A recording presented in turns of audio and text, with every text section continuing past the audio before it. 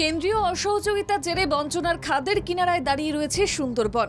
বিশ্ব ঐতিহ্যের ভূমি এখনো অবহেলিত, উপেক্ষিত রয়েছে। নদীবাঁধ ভাঙনের ধাক্কায় বারবার বিপর্যস্ত হয় সুন্দরবনের বিভিন্ন এলাকা। মথুরাপুরের মানুষের কথা কেন্দ্রের নজরে আনা হলেও কাজ হয় না। এই অবস্থায় উত্তর গোপালনগরের নদীবাঁধ ভেঙে যাওয়ায় সাধারণ মানুষ অথই জলে পড়েছেন। অনিশ্চয়তা গ্রাস করায় মানুষের রাতের ঘুম উড়ে যায়। তাই তড়িঘড়ি মথুরাপুরের গোপালনগরে 600 মিটার বাঁধ দেওয়ার কাজে তৎপর প্রশাসন। দরিদ্র অসহায় পরিবারগুলোর মুখ চেয়ে প্রশাসন যুদ্ধকালীন ভিত্তিতে কাজ চালাচ্ছে। বাঁধ সংস্কারে বাড়তি গুরুত্ব দেওয়া হচ্ছে।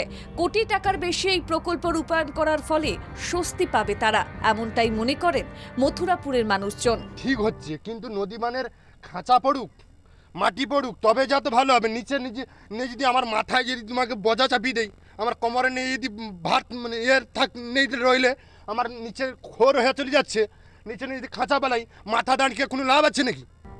কথায় বলে নদীর ধারে বাস, দুঃখ 12 মাস।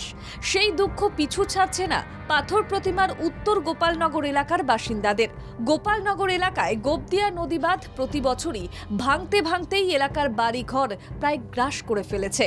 বহু মানুষ ঘরবাড়ি ছেড়ে অন্যত্র বসবাস শুরু করলেও বেশ কিছু দুস্থ দরিদ্র অসহায় পরিবার এখনো নদী বাঁধের ধারেই বাস করছে। নদীর বাঁধ তৈরিতে নতুন প্রযুক্তি লাগানো হয়েছে, যেখানে নদীর বাঁধ চওড়া করে কংক্রিট ঢালাই দেওয়া হচ্ছে। এই বিষয়ে তৃণমূল কংগ্রেসের স্থানীয় প্রতিনিধি জানিয়েছেন, অবশ্যই বাঁশের খাঁচা করে ফেলা হবে।